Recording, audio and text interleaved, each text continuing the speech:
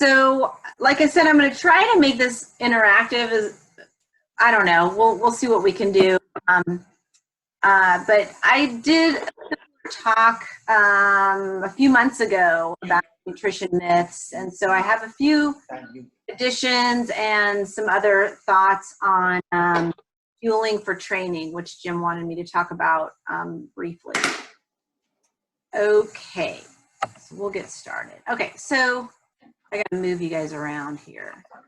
So the first thing I want to go over is just the basics, and this is something I want you to just keep in mind when we're moving forward talking about all of these different topics.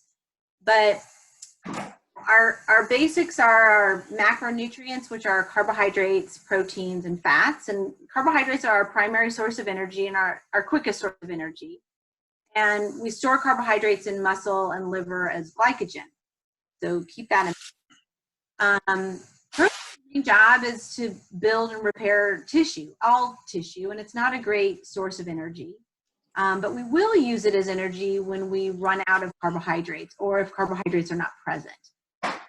And many of us have felt that feeling on a long ride or run and you hit a wall or you've bonked, and that's basically when you've run out of carbohydrates and you're starting to convert amino acids into energy, which isn't ideal. And if you've ever felt that, it doesn't feel good.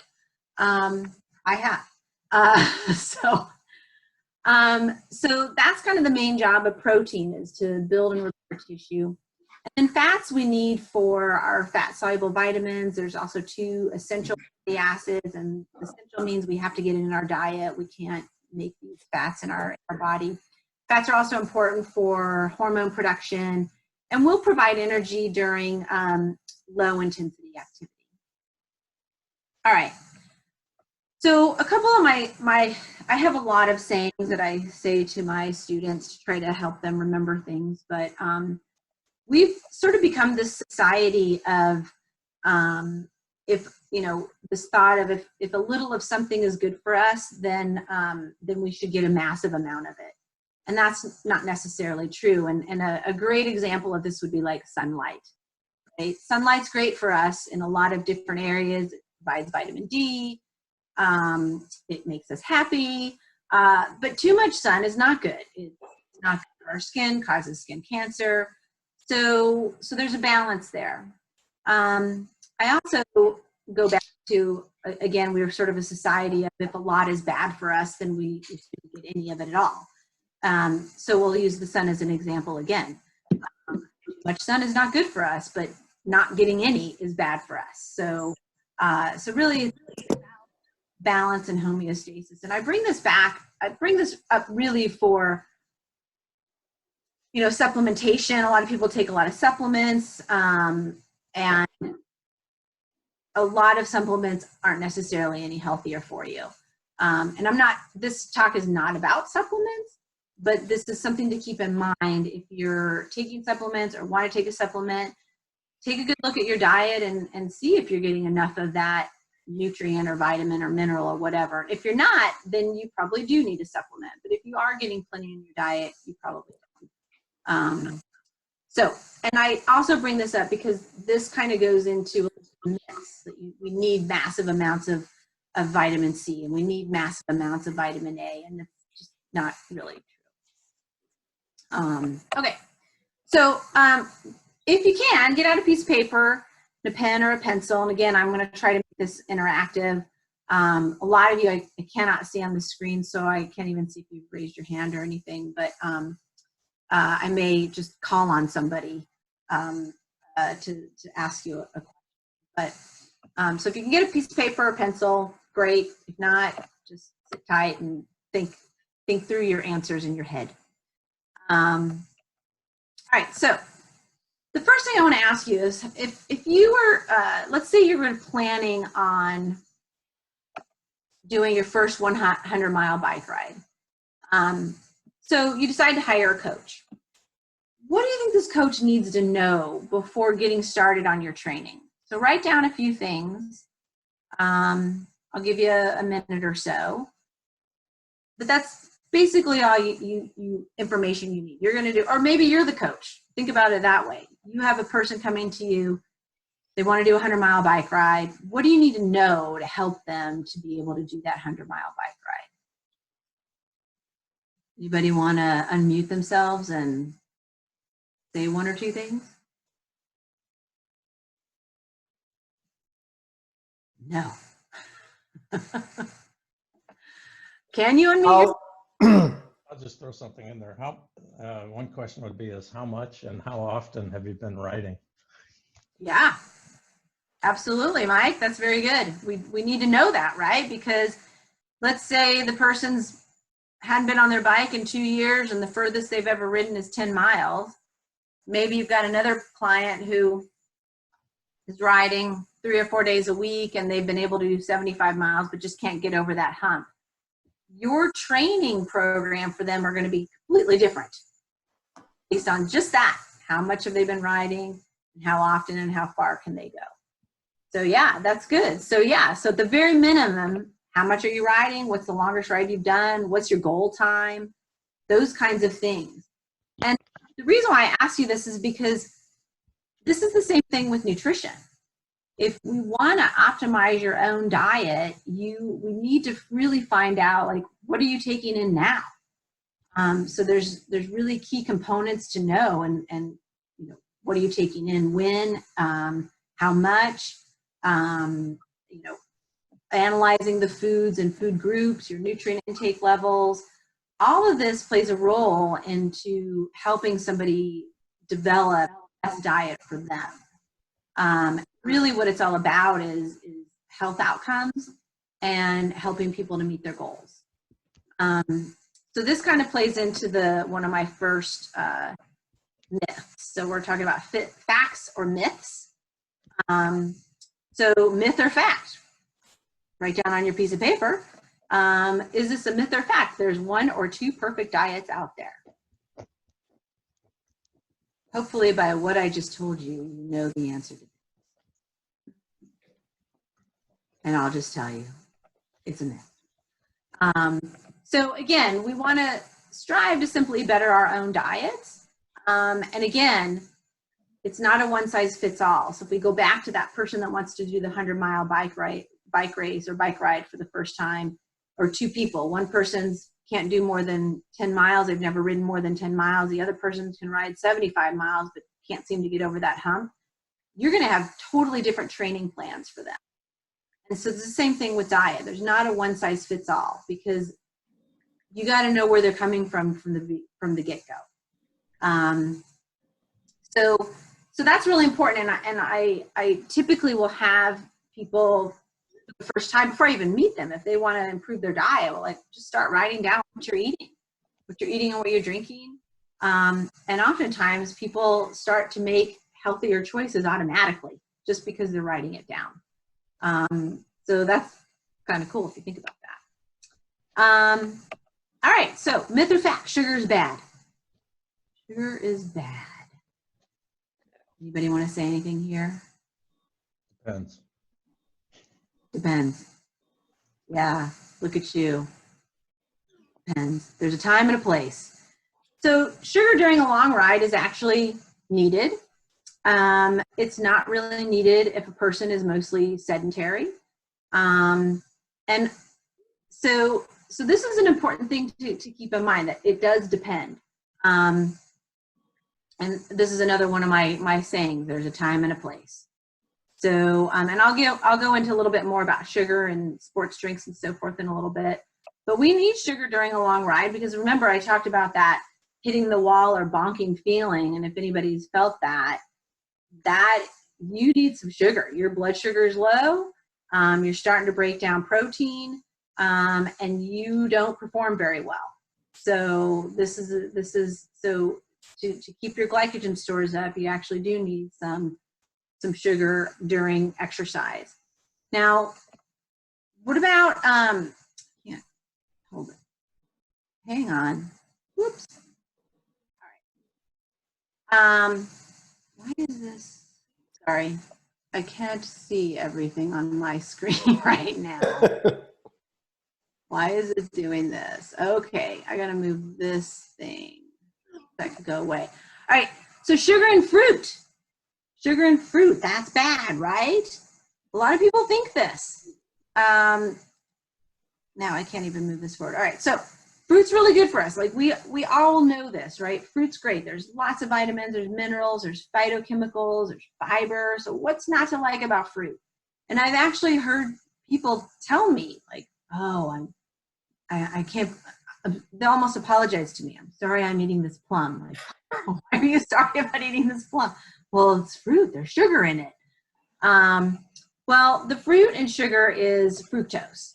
And fructose is metabolized very differently from glucose. So glucose actually is blood sugar. So if you take a glucose tablet, that goes directly into your bloodstream because that's your glucose. But fructose is metabolized differently. It goes through the liver. It doesn't raise our blood sugar acutely like glucose does. And I think what people get confused on is high fructose corn syrup and fructose. So high fructose corn syrup is just that. It's its own entity. High fructose corn syrup, HFCS. It's a very highly processed product, and it's not the same as fructose found in fruit. And so this is important to remember. So yeah, high fructose corn syrup in general isn't great for us, although lots of people think it's not really bad for us, but I would say because it's so highly processed, it's something that you might want to watch for. But it's not the same thing as the fruit that you're getting in a plum or strawberries or an apple. So keep that in mind. All right, myth or fact, keto is the way to go. So lots of people really like ketogenic diet, or they want to do it, or they're very enthralled by it. And here's another one where it depends. Jim raised his hand. Okay, what do I do with this? Sorry, you're the host, and Tina Murtha can you go and admit her into the meeting? I can't because I turned the host over to you. Sorry. Oh, okay. Sure, what do I need? Oh, go see waiting room? Yeah. Oh, okay. There's also a Marcus Farmer. There we go. Yep. Mary. Okay. Do we have new people now? You do. Okay. Thank you. All right, good. Thanks. I didn't know that. So. Okay. Sorry about that. Dry yet. Some of these paint spots are not dry yet. That's what I'm cleaning off of here, and I cleaned some off the floor. Yeah, I scraped it. Okay. All right, so should we get going with the keto? Everyone? Okay. Oh, boy, I love Zoom. Okay. All right, so keto, it really depends. All right, some people really thrive on a ketogenic diet, but it's a very small percentage. It's extremely hard to follow, and it really isn't for everyone. Now, this isn't something that I would just say like no to if a client wanted to try it. But there's got to be a lot of planning and thought put into it so that it's not just like, okay, great, I can just eat all the bacon I want and I'm good to go, because that's not necessarily healthy at all. So it's something hard to follow. I'm going to show you a couple studies on keto. Show you some of the research behind it. High amounts of saturated fat is not healthy. My example of bacon. And a saturated fat is any fat that's solid at room temperature. So that would be really any kind of animal fat. So saturated fat is not healthy, and so you limit that. And oftentimes people that go on keto just kind of throw that out the window and just eat a lot of fat, whatever kind. And then in terms of weight loss and weight management, the long-term studies really find no difference in total weight loss at about the 1 year mark. And so I'm going to show you some charts here from a study. The study from 2003. It's old, I get it. But these were the prettiest graphs. And any of the other graphs that come up look exactly the same, but this one just looks a lot better as far as showing it. So if you look at this particular study was on 63 obese individuals, so not athletes, and they compared a low-calorie mixed diet, this conventional diet, to a low-carb diet or a ketogenic diet. And at the 3 and 6 month, the weight loss is more on the low carbohydrate diet, if you look at this. And that's very typical. There's a dramatic drop in weight when people start on a low carb diet. A lot of this weight loss is water. Because when you deplete your glycogen storage, you're also depleting water because we store water with glycogen. And so it's a little bit of a false feeling of you know, I'm losing fat by eating fat. And really here you're losing mostly water, probably some fat, but also probably some muscle, depending on what other activity people are doing. If you look out at the 12-month mark, a year mark. They're still going to be working here. I'd rather have the floor protected while they're here. Somebody probably needs to mute themselves. I'm not sure who that is. So, okay. So if you look at the 12-month mark, the weight loss is essentially the same. And the point I make about this is a conventional low-calorie diet is a lot easier to follow than a low-carbohydrate diet for most people. And so again, at the long-term study, and for me as a dietitian, I want to help people change their diets, their lifestyle, in something that's sustainable. And for a lot of people, going keto is not sustainable.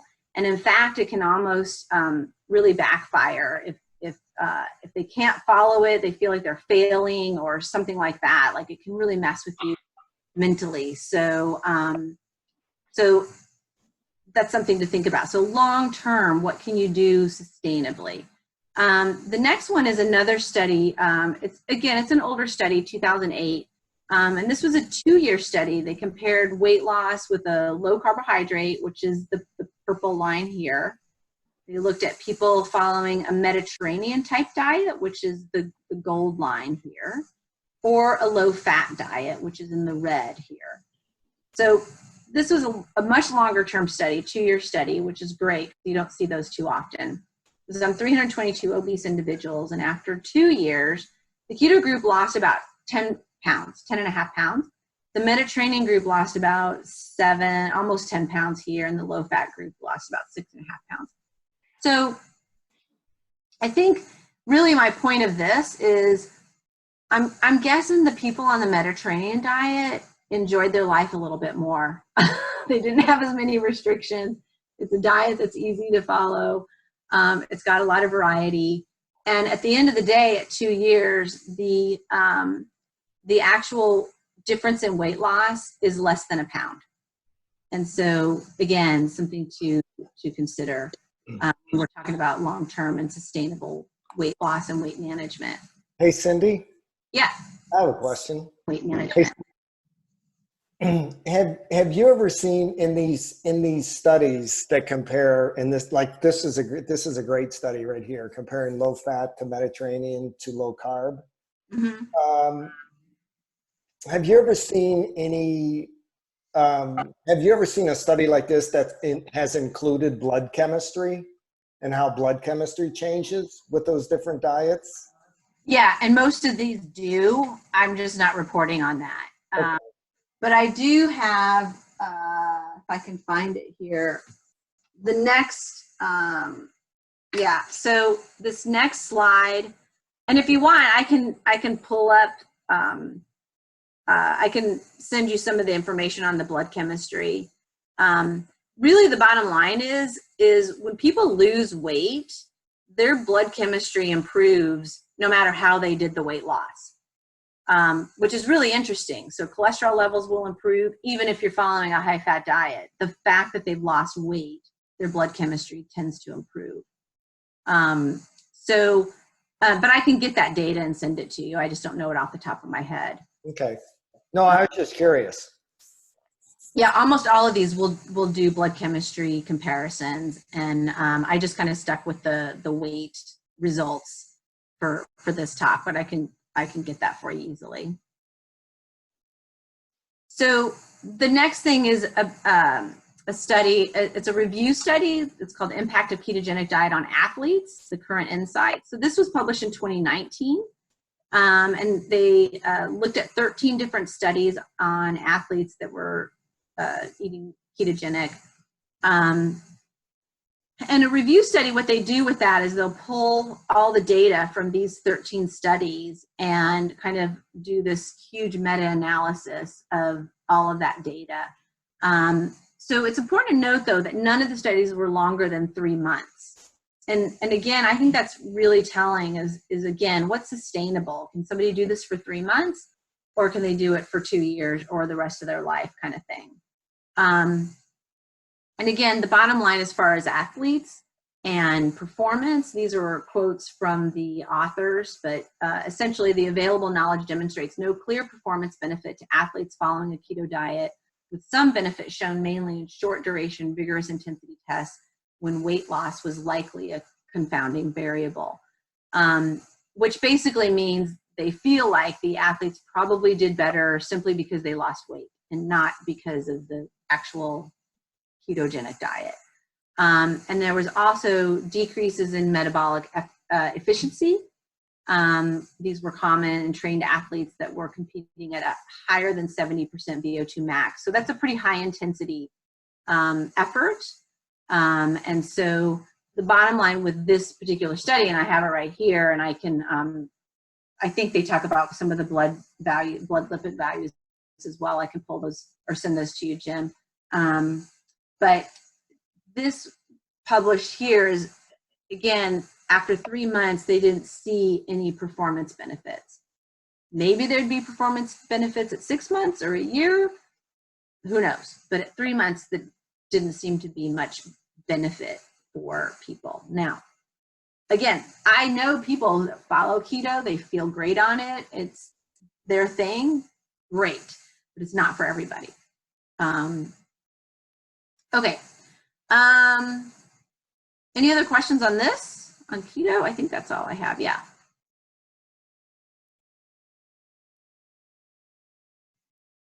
Okay. All right, we'll move on. One of the things Jim wanted me to talk about is eating for training.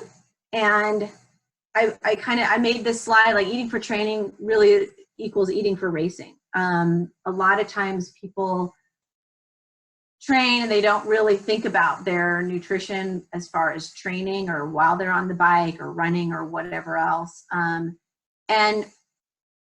the bottom line here for, as far as performance, there's really no substitution for training or genetic makeup.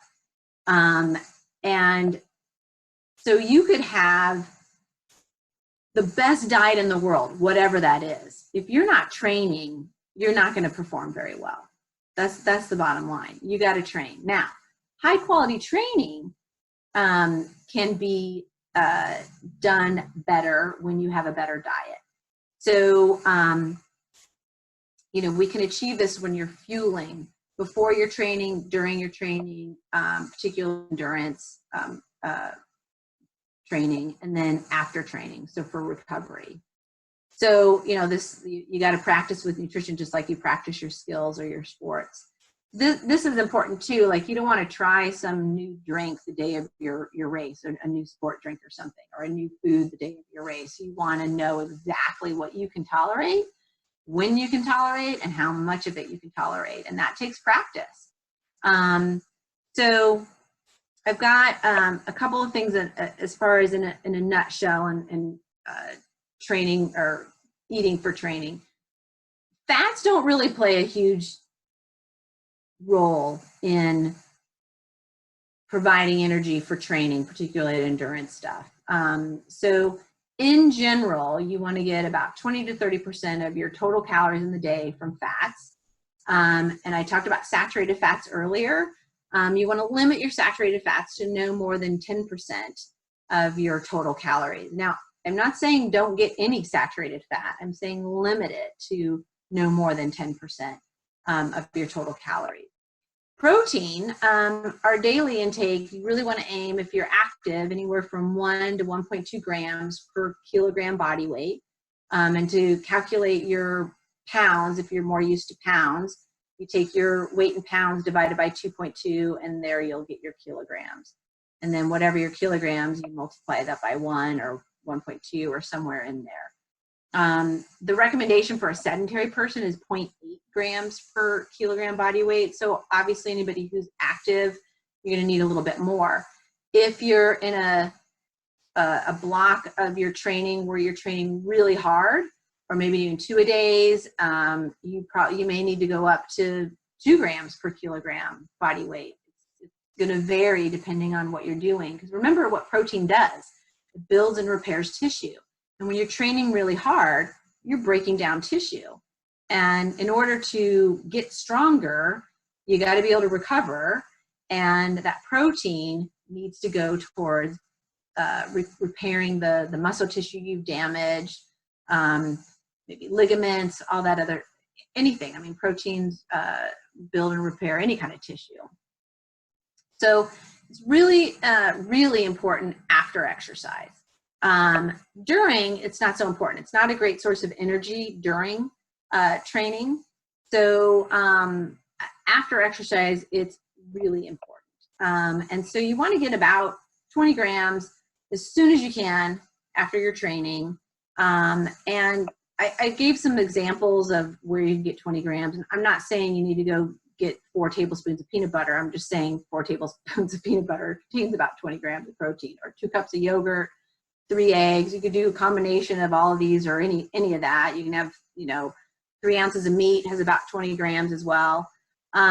Whey is also a really good source of protein after exercise. And a lot of people will do whey protein shakes or smoothies.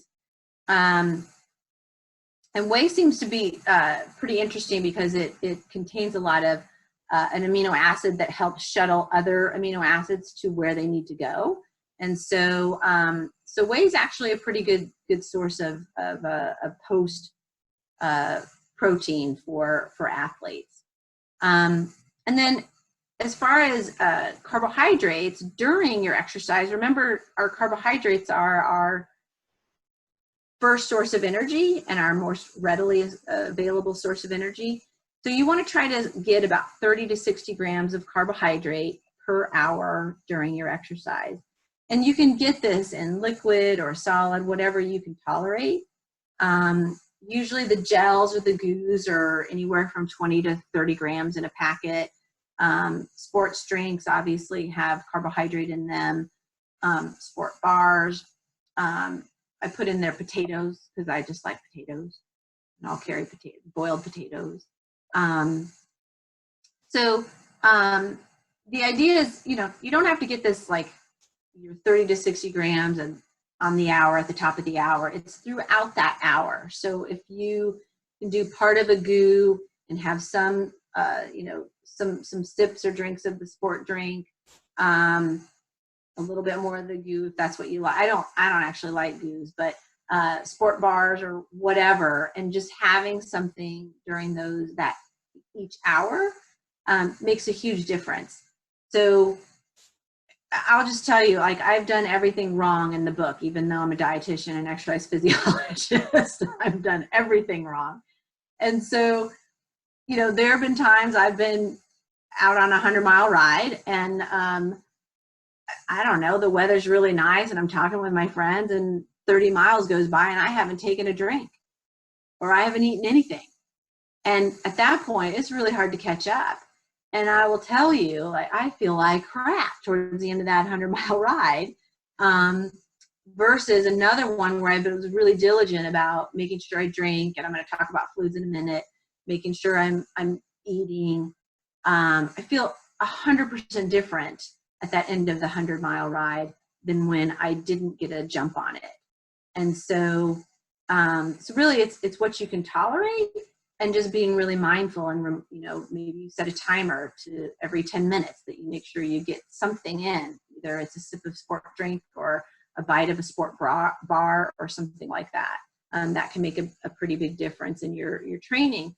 And if you're training and fueling yourself, you're going to have higher quality training.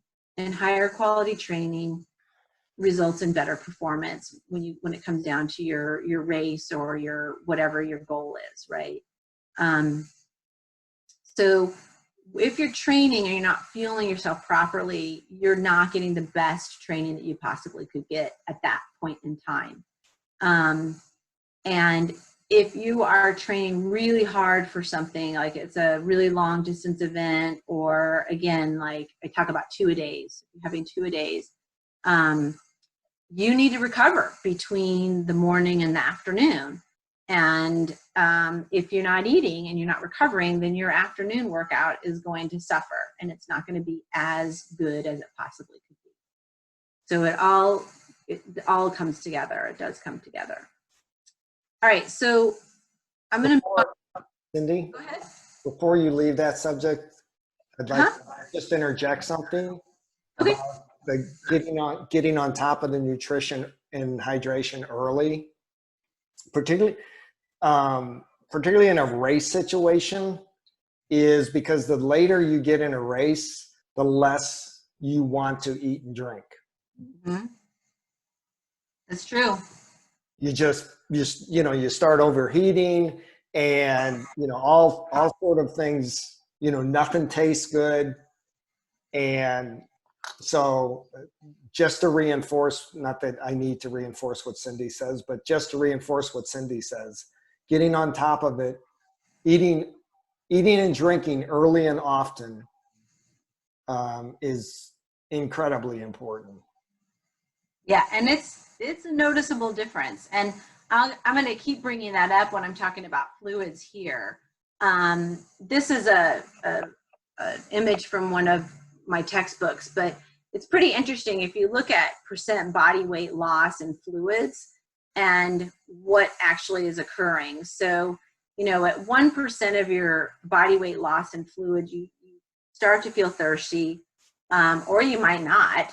At 2%, you have an increased thirst. You start to have a loss of appetite and discomfort. So this kind of goes back to what Jim's saying.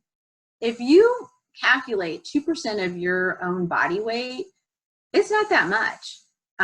So I calculated for a person who's 150 pounds, that's 3 pounds.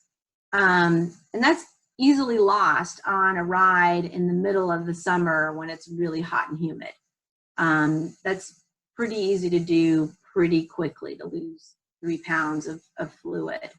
I'm not going to go much beyond in the 3 to 4 to 5 to 6, 7, but we're running into heat exhaustion and so forth. But what I wanted to point out here is a couple of some practical guidelines, and then I have a pretty interesting graph to show you. But really, we want to make sure that the fluids are readily available, and it needs to be something that you're going to like. And so I tell this to a lot of marathon runners.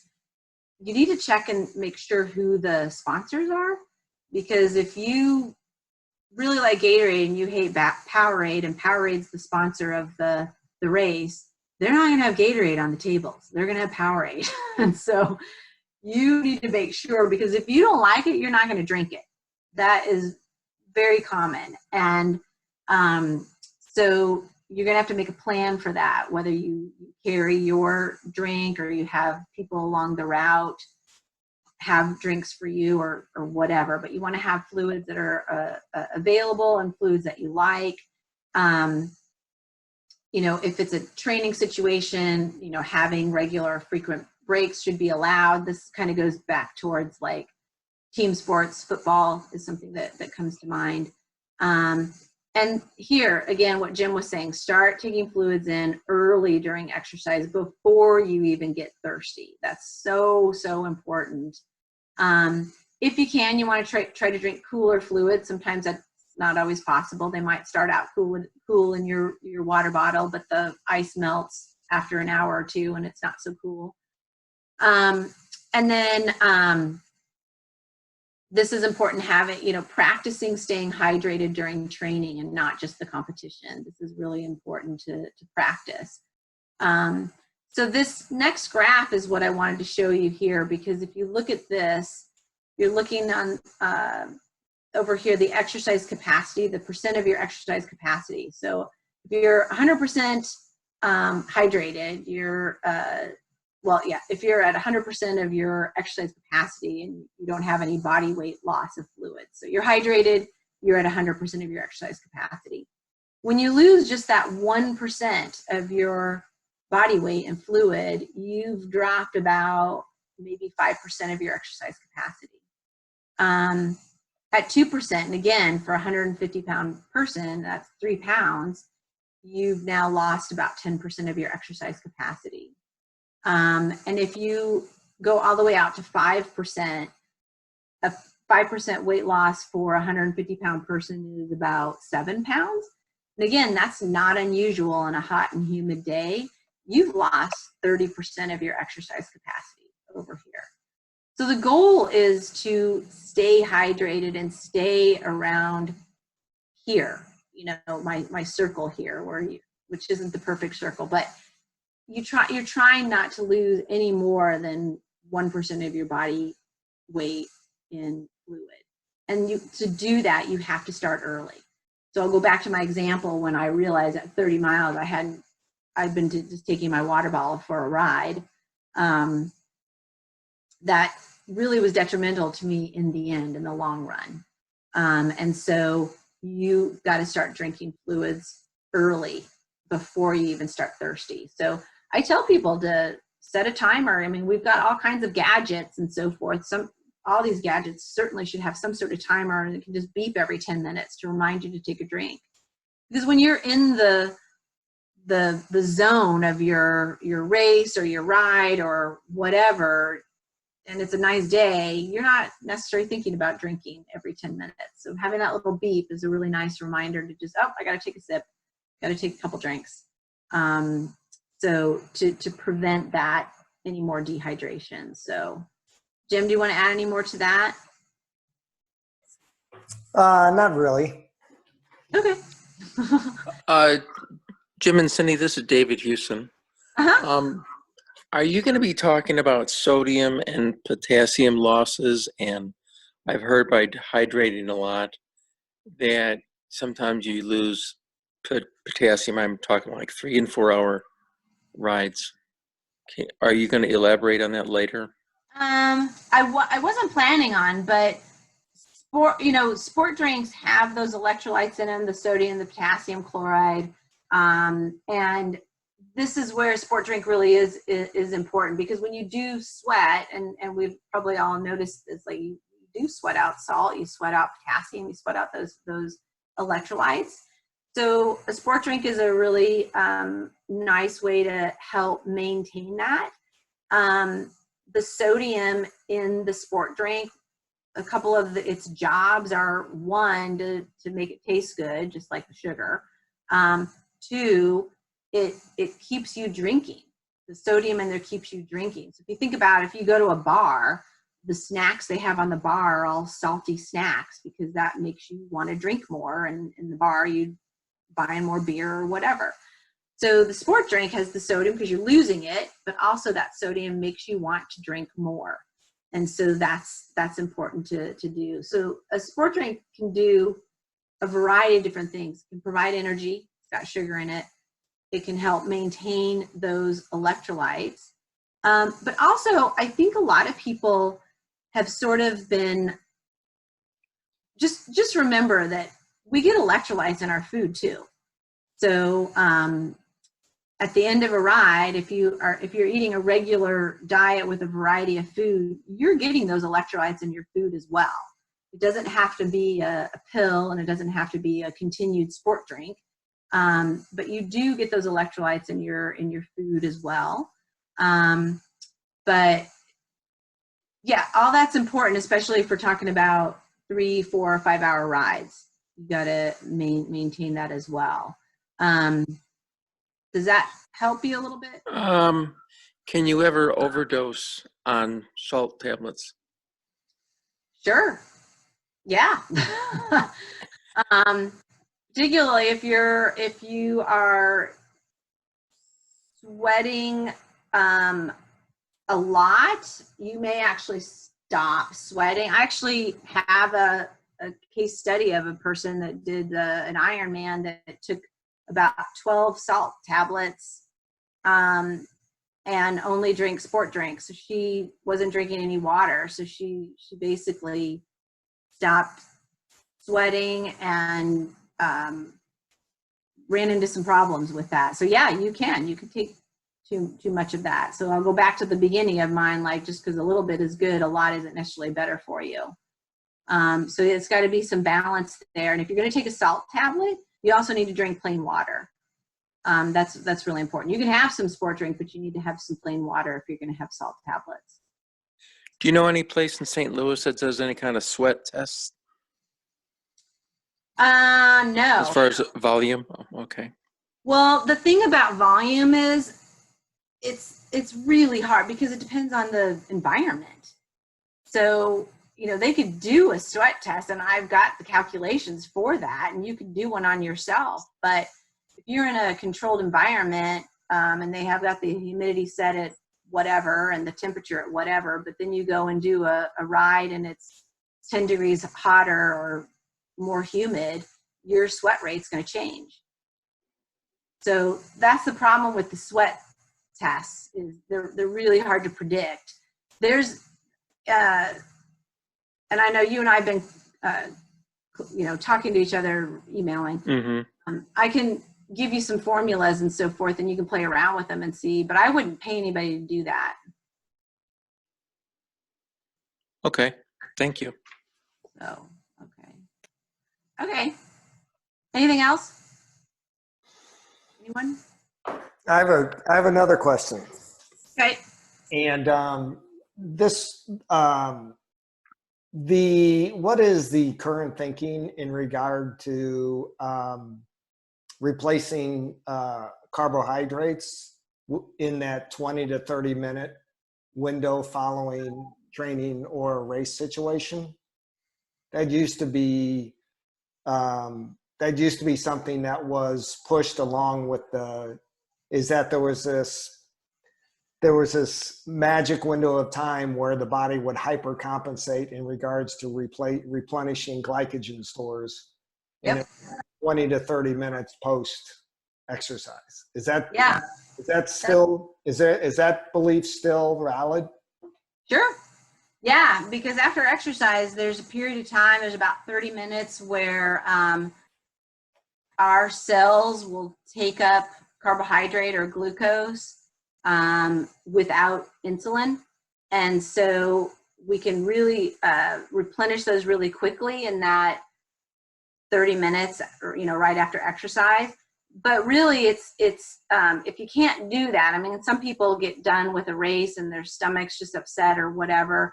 As long as they can get some carbohydrate in as soon as possible, and then keep getting some carbohydrate in for the next 2 hours. So, you know, maybe every 30 minutes, get a little bit more carbohydrate. That will help replenish those glycogen stores quicker. It's also important to have a little bit of protein with that too. So, and there's been a little bit of, you know, they say 4-to-1 carbohydrate to protein. Others say 2-to-1 carbohydrate to protein. And my thought is just get some carbohydrate and some protein.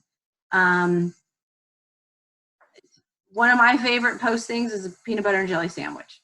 So I'm getting some carbs from the bread and the jelly and a little bit in the peanut butter and some protein in the peanut butter. It's something I like. I don't know what the ratio is. I know I'm getting some carbs and some protein. You don't measure that? I don't. Wow. That's a hell of a note. I know. You know, just get in something that you like, that you know you're getting some carbs and some protein. And yeah, that sweet spot is within 30 minutes after whatever, after your training or after your race or whatever it is. Yeah. So that's still valid and still used. Okay. So yeah, so speaking of post-exercise hydration, you want to, again, it's impossible. If it's really hot and humid, you're going to get some bit of dehydration, some percent weight loss. And as I was talking to David about, you can weigh yourself before and after, and you know how much that weight loss is most likely water. So down here, for every pound of weight loss, you want to get 2 to 3 cups of some kind of fluid. You want to, again, start that hydration as quickly as possible. And certainly, drinks and foods that contain carbohydrate and sodium, these are good choices. So you can have a sport drink at this time as well. That carbohydrate actually helps us absorb more of that fluid. And if you look at the sport drinks in the store now, they've got the pre and the during and the post. And that's just it. They've manipulated the formula of carbohydrate to prepare you before your exercise, during your exercise, and after your exercise. So a lot of the post-exercise drinks are a carbohydrate protein mixture at either a 4-to-1 or 2-to-1 ratio. And so those are good choices as well. But, so again, just try to drink something as soon as possible. And try to avoid drinking large quantities in short period of time. A lot of times that'll just sit in your stomach and make you not feel so good. So, but a good rule of thumb is for every pound of weight loss, try to get 2 to 3 cups of fluid in after exercise. Okay, so it's 8:20. I went overtime.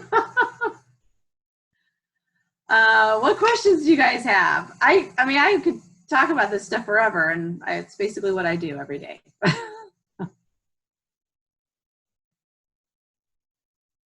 Hi, Cindy. I do have a question.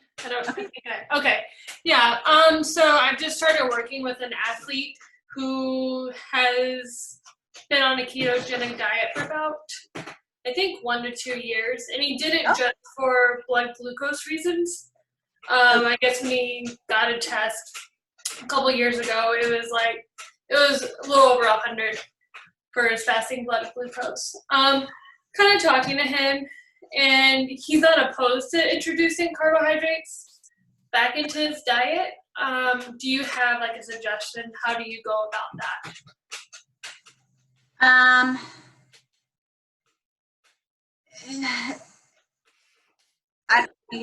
What kind of carbohydrates is he eating now? It's just coming from, if anything, it's coming from vegetables, like leafy greens. So it's not much. Okay, so no fruit, no. No. Okay. Yeah, I would probably start with just a little, adding a little bit of time and going with whole grains. Maybe looking at his diet, breakfast, lunch, and dinner, see where you can add some whole grains, adding a little bit of fruit, maybe some berries, blueberries, something like that, into something that else is eating. It's hard to answer that question when I don't know what he's actually eating now. Yeah. But yeah, I mean, is he training for anything in particular? For cyclocross. So I literally just started working with him. Okay. And so, yeah, so still kind of digging a little bit into it. But yeah, his season doesn't start until the fall. Right. Okay, yeah. So, yeah, I think it might be useful for training purposes to have a little bit more carbohydrate. And again, that depends on how he's feeling now, how he's eating now, and what he's eating now. But yeah, if you want to contact me with more details on that, I'd be happy to help out. Okay. And then I also have another question as well. Okay. What are your thoughts about collagen protein? I know there's a lot of information and studies done on whey protein, like casein, pea plant, all of it. And I guess now the big thing is collagen protein. Yeah. The jury's kind of out on that. At first, the problem with it is, and I think what it's advertised for is that it's gonna go to a certain part of your body that needs it or is gonna fix it or whatever else, and that's not really how proteins work. when we eat proteins, whatever it is, those proteins are broken into their individual amino acids, and then those amino acids go to an amino acid pool, and then they're distributed to where they need to go. The cool thing about whey protein is it seems to be kind of like this shuttle. And so whey protein, actually, there's a lot of great evidence on that as a post exercise recovery. The collagen is a little bit, I was just reading some stuff the other day, because I will tell you, I was kind of like, don't do it, it's a waste of money. But then I was reading some more research recently that was more like, well, maybe it could be beneficial. So, you know, I think really the jury is out on it, but I think it's probably not harmful. It just may not actually be that helpful. Yeah. Okay. So, anybody else? I've got a question. Okay. With the current COVID stuff, I'm trying not to go to the grocery store nearly as often. With doing that, I'm not getting as much fruits and vegetables in my diet. Is there something I should replace with that? You know, is there a supplement or something I should take along the way? That's a great question, Amy. I would say first, when you go to the grocery store, I would get like bags of frozen vegetables and even bags of frozen fruit. Just so that they do last and they're just as nutritious as fresh fruits and vegetables. Personally, I don't think frozen fruit tastes as good as fresh fruit. Neither do I. I know. I'm a big fan of frozen veggies, though. I'll do a lot with frozen veggies. But with the frozen fruit, you could do things like smoothies, and that kind of helps a lot. And you can get those fruits in. And you know, even canned fruit that's canned in its own juice is better than nothing. And I'm really more of a big advocate of like trying to get those foods in instead of pushing a supplement. So, yeah, do those help? It's kind of what I've been trying to do. I miss the fresh stuff, but I don't want to go every week like I usually do. Right. So, I mean, I guess like get as much fresh stuff as you can do with the first and like cherish that. And then, because I do the same thing. I'm like really avoiding to go to the grocery store and you know, yeah, I love bananas, and bananas only last so long, and then I don't have a banana for a while.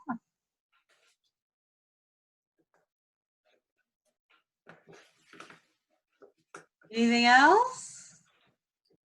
I have a question, and I'm sorry to the men on the call because it's female related. But how and should women adjust their nutrition with their monthly cycle? Like, are there things that you should factor with your cycle that help keep your levels, keep everything healthy and able to do what you want to do with your energy and exercise? Yeah, I mean, there are some, there is a lot of evidence that adjustments need to be made. This could be a whole nother hour-long presentation. Tina, send me an email and I can give you a little bit more information on that. I wasn't really prepared to answer. Oh, yes, I will. I'm sorry. I didn't mean to. No, that's fine. That's fine. But yeah, there are some adjustments that women can make, but it again, it's not a one size fits all. And so Right. it's on each individual. So, Okay. So yeah, send me an email or something, or do you have my email? I can. What is your email? I'll actually what I'll do here. I'll add it here. Tina, I can give it to you. There. Got it. Okay. There it is. Thank you. Yeah, we can talk or email or whatever. Okay. Great. Thank you. Huh? Cindy, Yeah. I got a weird one. Okay.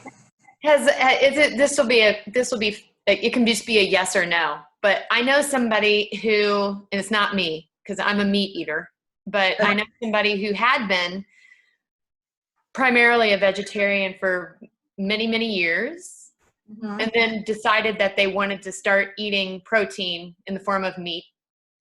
And they appear to not be able to digest it well. Is there something that you lose when you don't eat meat that helps it digest? I think there's a huge shift in the bacteria in our gut. And so, yeah, I think that changes. Most people that do switch eventually are fine. I don't know how long this person's been working on that, but there's a big shift in our bacteria. Our bacteria is very dependent on our diet. And so there's a difference in our bacteria and what we can digest and how we digest it. So yeah. All right. I'll pass it along. Okay.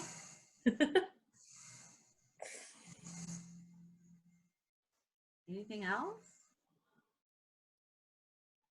Hey, Cindy, I had a quick question. Okay. This is Dan. Hey, Dan. So whey sounds like your favorite protein, as far as like a quick smoothie or whatever. What's your second, or what would be your favorite protein source for someone who has lactose intolerances and does not tolerate whey very well? Yeah, that's a good question. I think the next thing is whatever works for you, honestly. And I know that sounds like a cop-out, but that's actually true, right? Like I was talking about, my favorite post-exercise food is peanut butter and jelly. So protein and peanut butter. But it really is, are you lactose intolerant? Yes, as a matter of fact. Okay. So what do you typically do now for post? I've been doing the scratch recovery. Okay. And I tolerate it really well. I just like the what did you call it? The transportation aspect of whey. That's not the right word, but Yeah. Well, it shuttles. It shuttles the yes. acids to where they need to go. Whey. Well, the amino acid that's doing that in whey is leucine. So if you look at your scratch and see if it's got leucine in it, then you're good. Cool. Thank you. Okay.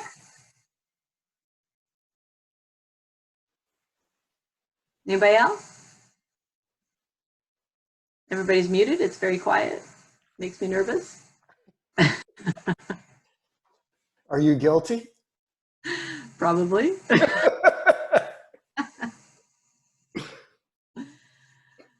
Well, if nobody else has any questions, I just wanted to thank Cindi for taking the time to do this. It was an excellent presentation. And Well, I don't know about that, but I'm happy to do it. So. And she is available for nutrition counseling. Obviously, there's her email address. And if you lose that, you can get in touch with her through our website, through the Power Up Cycling website. Okay.